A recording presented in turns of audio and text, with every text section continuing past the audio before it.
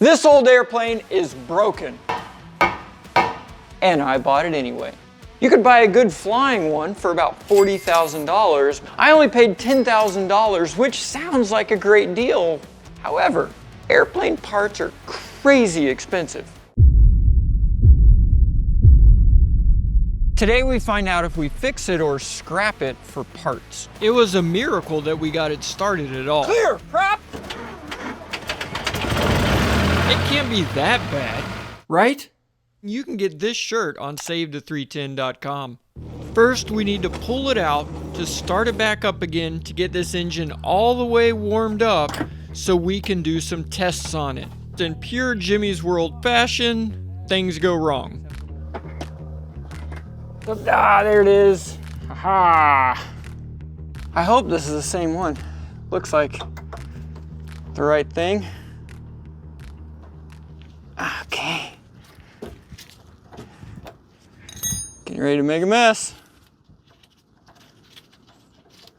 And flop it out. Nice. Oh, hallelujah. Seal right there is what we busted on this. Just from drying out. Look at that. Okay, let's try that again. Okay. All right. I'll take the first win of the day. Nice. Well, we only have the left brake. That's fine. So fuel is on. It's not leaking anymore, so that's good. Gonna turn master on. Crack the throttle just a little bit. Mixture, that full rich. I also discovered that the carburetor on this, that mixture does nothing whatsoever except for high altitude mixture leaning. So when you're at a high altitude, it just leans it out so it doesn't foul plugs, but it doesn't actually turn the engine off like every other airplane engine. So you do have to use these switches right here. A couple of shots of the prime. Oh yeah. One more for good measure. Nice. Lock it. All right. Clear, prop. Okay, here we go.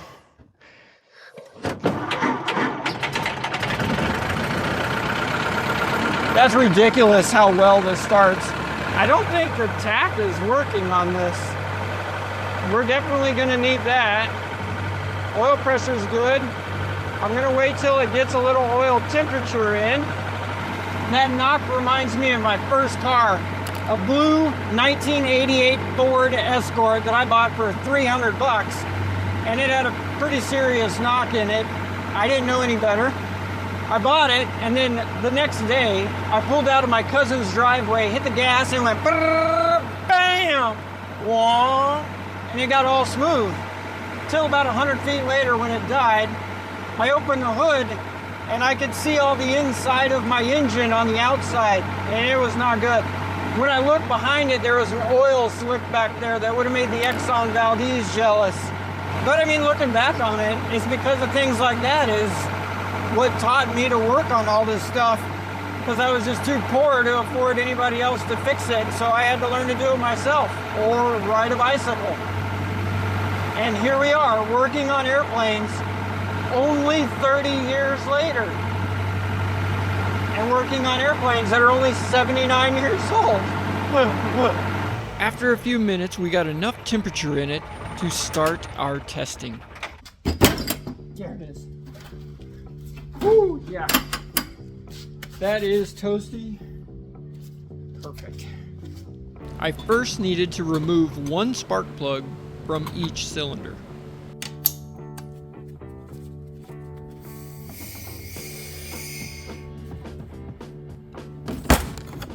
We got to take it up to 80 psi right there. Open this, see what it reads. So that is our measurement for today, 50 psi. Anything over 50 psi, and it's considered good to go according to Continental. We're going to put 80 psi in, and it can leak out through the intake valve, the exhaust valve, or down by the pistons into the crankcase of the engine. If we can keep more than 70 in here, that is fantastic. 60 is meh. If it's below the orifice reading, that's not good. Let's move the first piston to the very top. That's 40, and it hasn't moved past 10. That's really not good. There's 60, and it's almost at 20. Not good. So there's 80, and we're showing 26 being optimistic. It was easy to hear where the air was going. Oh, wow. That's usually rings.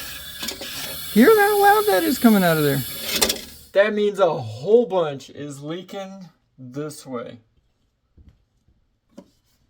That's not good. Hopefully this next cylinder can redeem us. Bring it up to 80 on that. 80 on that, and we are right at 60. Look at that. And that's a pass for today. We only need a 50 to pass today. So I'll take it. Now to the other side. Let's see how we do. There's 20, and the needle really hasn't moved yet. There's 40. Not good. Not good. There's 60. That hadn't even moved off of 10.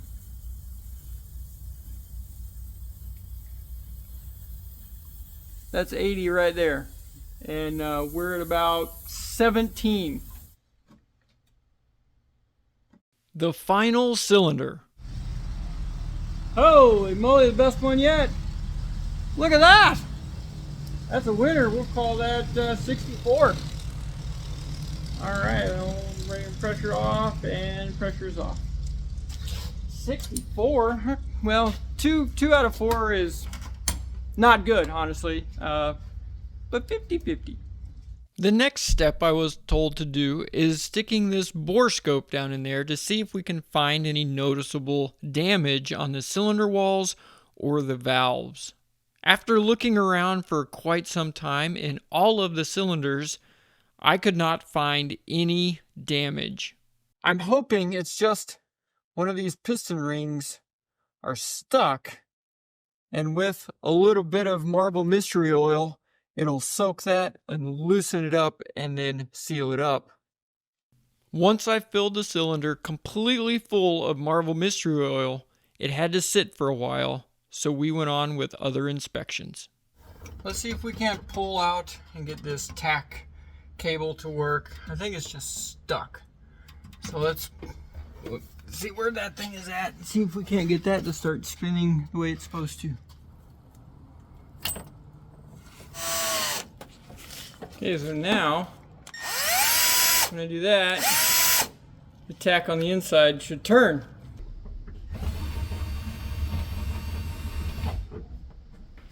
Well, it looks like the tack works, but it looks like it's pretty sticky. So I don't know if it's inside the tachometer or the cable. Well, there's only one way to find out. Let's take it apart and see how it works. Nice thing about working on older things is usually there's a lot more room to get stuff out. I added some oil and worked it and spun it back and forth for quite a while, yet nothing seemed to work. We get it put together in about 2 to 3 business days, and then we can get it shipped back to you. And the cost to ship it back would be included in that $275. Well, that's a pretty good deal. I called Mitchell up and they said $275. Send them this one, and they'll send me a rebuilt one with the same markings ready to pop back in with the same numbers on it too. They'll match up the numbers too. I need to take the engine cowlings off so I can inspect the rest of the engine area. All right, let's see what we're dealing with here. Crushed intake boot right there. That's probably not the best. Nice Stromberg carburetor. We did put a new element in that, so that's good. Exhaust. Make sure that's not cracked. Not up there. Oh, that's from all of our stuff that we've been messing with on this cylinder. The black is steel cylinders, that's why they're not the greatest. Oh, look! Another thing. Oh, that's really crunchy. Yuck. These fresh air hoses were about as fresh as that old French fry you find under your seat after a couple years. It fought me for a little while, but eventually, through persistence, we got it off. Did I tell you how long this has been on there? It's filled with spider webs. Whoa. Gross. Oh, wow. After wrestling around with the other end, I finally got it off and they went right where they belong. I did not expect to find this when I took this other hose off.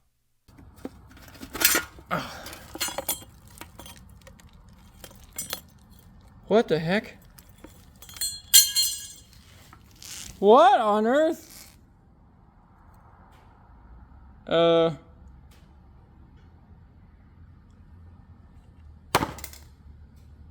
the heck was that? Where? Okay, that's confusing. Where did that come from? Yeah, we definitely need to take that off now. What in the world? I guess we're just gonna take the rest of this apart while we're at it to try to find out where this mystery tag came from. Still don't know where that tag came from. Somewhere inside this thing. Oh, right there. This heat shield is no bueno. Look, you see right holes right there. All through there. Yep. Goes to the outside and pulled away. After 10 minutes of searching, I found this. What's this right here? That looks... Yep, that's where the tag went right there. Okay. Alright, micro flight. Now begs the question, what does that one look like inside there? You guessed it, we took the other side off too, and I found even more surprises. Now see the difference between that one is a mechanical grabby, which is good. That one is also a mechanical grabby, which is good. That one is no bueno. It's got nylon in there, which melts at high temperature. Yeah. Fall out of this. I just had to throw my shoulder out again. Oh, God.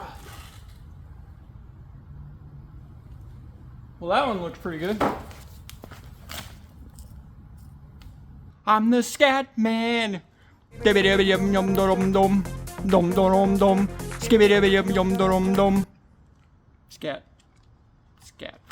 Scat hose. Now that that's over with, the other side came off really easily and looked in really good condition. Sweet! The tag is on this one. Oh, it just goes under that thing. I thought it fell off. Okay. Interesting. It is now the next day. Let's see if our Marvel Mystery Oil trick was able to make any difference whatsoever. Oh, wow, that's a mess. Oh, where's my... Look. Oh, that smells like that cinnamon. It smells good, actually. I reconnect the compression tester, and hopefully today we get something a lot better than 17. We're at almost 30, 28, I would say. Now, Silas, rock the propeller back and forth. No, up and down. There you go. Keep going. More. Bigger strokes. There you go. All right, now hold it to where it's not trying to go forward or backwards. 30. We'll call that an even 30, which is a big improvement, which tells me it's just gunk inside there in the ring sealing this thing up. All right, pressure is off. I was getting ready to be so very wrong. I mean, that's a small win, right? We're gonna fill up the other one over here tonight whenever we leave, but we got a lot more work on this thing to do today while we're here, so that's a win. Up to 30, which is still really, really low, but it's a heck of a lot better than 17. And then maybe this will be able to seal a little bit better. Of course, I could just be completely unrealistically optimistic, which I usually am, and that's usually why I mess with these old airplanes. As I continued with the rest of the inspection, I found this that I have never seen before. What in the world is that? Whoa, look at this. That thing right there. Is that a starter button? Is that what that does? Stand over here, stay clear of the propeller. I'm gonna go in there and pull the little lever on it because it's not a key switch like every other thing. You actually have a T-handle you pull, and tell me if this thing moves. I'm curious. And I'm gonna leave the battery and everything off, so it shouldn't do anything.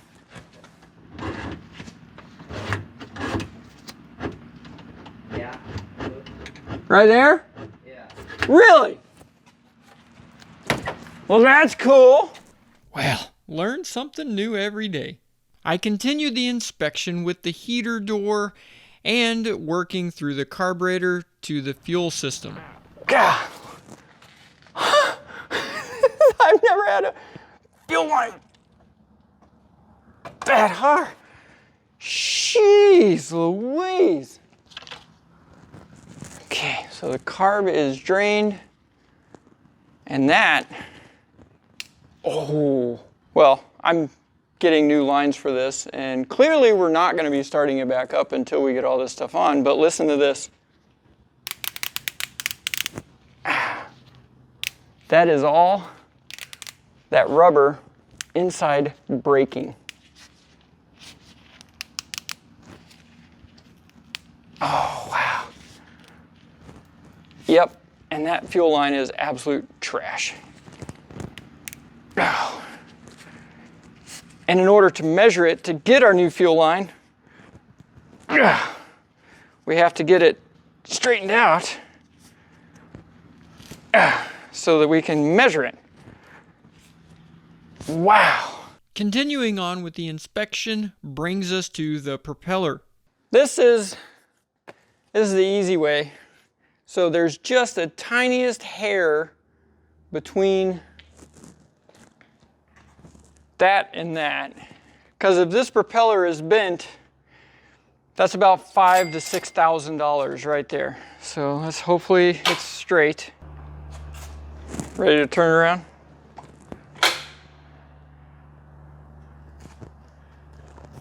Oh my good, that is perfect. Oh, we just saved about $5,000 or $6,000. Hallelujah. Now that we're done on the outside, let's go inside. Let's see. Oh, look. The seats, they're just sitting in there. There's nothing that actually holds the seats on. Are you serious? Removing the carpet turned out to be as simple as the rest of the airplane. Now that the carpet is gone, we can start taking off panels, and it doesn't take long to find something. Oh, wow. That is rusty. Oh, wow. That's rustier than I thought. And that's the landing gear right there. This big old metal piece is that metal piece right there. It comes in and attaches to right there. Is that seriously just one bolt that attaches that thing? That is so sketchy. You'll never guess what I found when we removed this other panel. Well, not as rusty, but still rusty. This airplane is the gift that keeps on giving. Ooh, oh, that's not good. Can you see that right there? Yeah, that's most unfortunate. Little did I know I was about to go through the biggest struggle of my life. That off, and take that off. You gotta take the blue thing off and get to it from right there. All right. Sounds easy enough, right?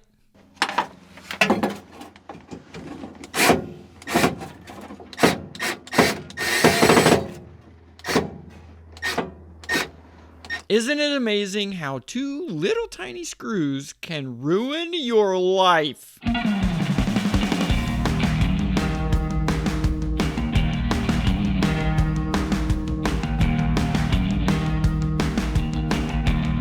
I have broken a sweat trying to take that thing off. I wonder if that goes on automatically.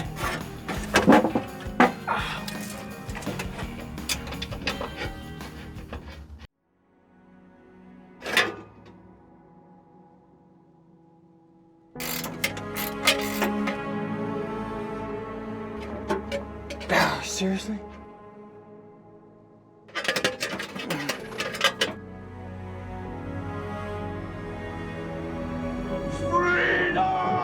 Ah! And all this is just to try to get something else off. The rest of these panels, being sharp as a razor blade, they came off okay. Ta-da! Yep, there's the fuel line. Oh good, we have these here which we need to inspect anyways, so it's a good thing we were taking this off because all that has to be inspected and lubed up anyways. Let's go ahead and take this other cover right here off, and that will help us get to the brake master cylinders, which are back here and there, because these rubber hoses right here, can you see those? I believe, I'll have to double check, but I think they go to the brakes and they're hard as a rock, so we're going to be replacing those as well. Behind this pedal is the brake master cylinder. There is one for each side so that you can apply the brakes on each side to help steer the airplane. These will definitely need to come off and be rebuilt. I can't be 100% sure, but these hoses might be the original 1947 hoses. We spent the rest of the afternoon inspecting the mechanical side of the airplane, the brakes, the tail, all the flight controls, taking notes of everything that's going to need to be repaired or replaced. Once the inspection was done, we needed to fill the cylinder with Marvel Mystery Oil and let it sit overnight. Today we find out if I made a $46,000 mistake. If this old timer trick works, we just saved ourselves a whole bunch of money. If it doesn't work, well, I'm not sure what we're gonna do. Once again, just like the other side, we remove the spark plug to drain all of the remaining fluid out of the cylinder. Time to get the compression gauge out again. Connect everything, cross our fingers, and see how this goes. And we are right at, call it 49. Okay. Let's have Silas do this one and see if it turns out better for him. I can feel it wanting to go this way or the other way whenever I roll it past. Keep going. 60, boy, that's really not good, is it? Go all the way to 80. Is it at 80? It is at 80. Man, that sucks. There's nothing in this. What's it at? 20? Oh, that's terrible. Crap. All right, go ahead and take the pressure off. We'll have to come back to this because I'm not sure what we're going to do at this point. Put in the comments, what do you guys think we should do? The only thing that can make this worse is the inspection of the airframe itself, because if we find corrosion on that, this airplane is junk and there is nothing we can do to fix it, and we just bought ourselves a bunch of parts. This is corrosion. This will kill this entire airplane. Depending on how much of this we find and if any of it is eaten into it like rust, this entire airplane was a complete loss. Every place we find some corrosion, I'm gonna put some blue tape. Let's just see how bad this is. We did all of this work and inspection just to figure out if this airplane makes sense to save it or if it makes more sense to part it out. I've made up my mind, and now it's time to call Mary and Steve and tell them the future of their beloved Penelope. Mary, pleasure, good to meet you. Yes, good. I'm scared and I'm excited. Yes, yes. Well, there's no use in delaying this any longer. After looking over the airplane and everything, and we all know the market value on these is not very much. You can go out and buy one flying in annual and everything for $35,000 all day long, and a decent one at that. And this one, I mean, we did the math on it a whole bunch, and it doesn't make sense to repair this airplane. Oh, jeez, what a shame. That's a shame. Yep. R.I.P. Penelope. But we're gonna do it anyway. What? We can't let this airplane go to the graveyard.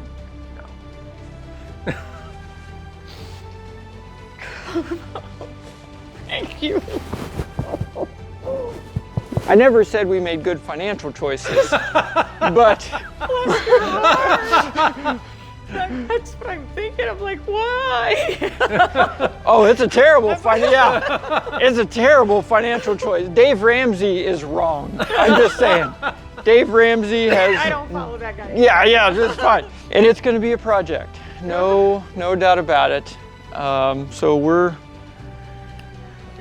we'll see what's in store for this. You know, I wouldn't have. Yeah. If you were at the point of not doing it, I would have said, okay, I've got to go Understood, back to the yeah. drawing boards and I've got to make it happen. So we don't want her to go. I'm so Thank glad you. to, you know, again, she has a legacy that needs to go on. And it's important to preserve these. It's important. These are unattainium. They're not coming back. 79 years old, and it's 79 years old. Yeah. And she looks like it right now. And she needs to go to a nursing home, but we're giving her plastic surgery. All right, here's where the numbers come down. This is Penelope. We bought it for $10,000. You guys know that. This is my budget for maintenance: tires, hoses, spark plugs, whatever, gaskets, just random stuff like that. Maybe we need some brake pads or something. I'm gonna budget, remember we're in airplane world, so everything is way more expensive than it should be, $4,000. That's just for the maintenance stuff. The magnetos have to be overhauled every 500 hours or 5 years roughly on that. And that's kind of an important thing. You can buy them new, or we can get them overhauled, which I think is the route we're gonna go. That is gonna cost somewhere in the neighborhood of $3,500. Okay, here's the big one, the engine. We know that we're gonna need some cylinders and some gaskets and some other stuff. So on the low end, I'm looking at $6,000. That's the lowest end on this thing. If it needs a full overhaul, or if we go in there and find something broken, it's gonna quickly jump to $46,000. Woo! You know what? Let's find out right now whether this is gonna be $6,000 or $46,000. What'd you just say? Can't be that bad. Oh, youthful, blissful ignorance. We start by removing the engine baffling. Next, we move on to the mufflers. Then these very old, rusty pushrod tubes. We are finally ready to remove the first cylinder. And then be very careful, there's going to be a piston that still pull and wiggle. It took some pulling and tugging and wiggling, but we finally got it off. Let's check out what's inside. At first glance, it doesn't look too bad. The valves at the end seem to be in okay condition. I'm not a fan of these blotchy marks, but the scratches are a good sign. That tells me that nothing major seems to be wrong with this, right? While this piston is crusty and gross, it doesn't seem to be broken. All the rings are still there. I am very curious to see what this other one is going to show us. I was expecting to see a bunch of scratches or some sort of damage because of how low the compression was on this cylinder. I guess there's a little bit of something there, which to be expected for something so old, but I was expecting to find a lot more damage than this. What I'm really concerned about is what the camshaft and lifters on the inside of the engine look like. If these are bad, then we have to tear this engine all the way apart. If these are good, then we might be able to only need to replace the cylinders and pistons. Oh, wow. Whoa, we found why. Look, we just figured out the reason. That is very clearly a broken ring. Lots of broken rings. Look at that. That was broken in many places. Oh, wow. That piston ring. Look at that. Holy moly. Dude, I've never seen a piston. Oh, and the top one is stuck. See how it's not coming in or out? I have never in my life seen a piston ring shatter into so many pieces. I have no idea how this could have happened. Put in the comments, let me know what you guys think. How could this have happened? To get the piston disconnected from the connecting rod, we have to put a heat lamp on it and warm it up just a little bit to loosen the pin that holds the two together, and then carefully, gently hammer it out.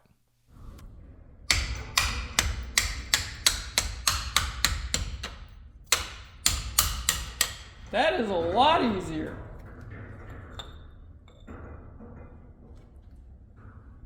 That is so nasty down in there. Silas does the same to the other one. Keep going. All the way. Keep going. Keep going. Nice. Whoa. You gotta hold on to the piston. Got it? Yep. Yay. Good job. Yay. Got it. The piston on this side was even worse.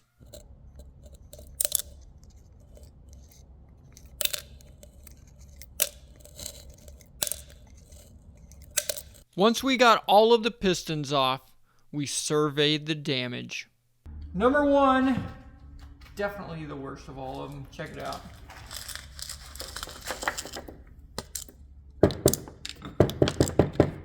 Yep, safe to say that one's broken. I think we found our problem, boys. Number two, also terrible.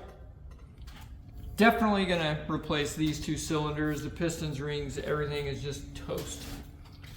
Number three, actually looks pretty darn good, if I'm honest with you. But we're gonna go ahead and replace this cylinder just so that we have all new cylinders on it. Now that we know about the engine, I'm going to estimate that at $6,000. I don't think we need to fully rebuild it. I think we just need to put new cylinders on it, which is good news. Next comes the paint and the corrosion. The paint we know, we'll strip it down, we can paint it. I've estimated just the paint $3,000 for the paint. That's if we do it ourselves. The metal and corrosion, all bets are off with that. No idea what that's gonna be. Could be 10, 12, 20, $50,000, no idea until we strip the paint off of this. So that's still left to be determined. Finally, the FAA. We have to make this compliant to fly in the airspace that we fly in Florida. Minimum to make it compliant is $2,000. $6,000. So all in, we should be somewhere in this neighborhood, assuming everything goes exactly as planned. See, we're making money already, and Dave Ramsey, you're wrong. Whatever you put into a boat, a camper, or an RV, you need to be able to set that amount of money in the middle of the floor and set fire to it, and it'd be okay. Because that's basically what you're doing. Boats, motorhomes, and airplanes are a great use of your money. If you like this, hit subscribe so we can keep this journey going and get this airplane back in the air. Plot twist, because I found this while editing. And looks even. That's good. It can't be that bad, right? You can get this shirt on SaveThe310.com.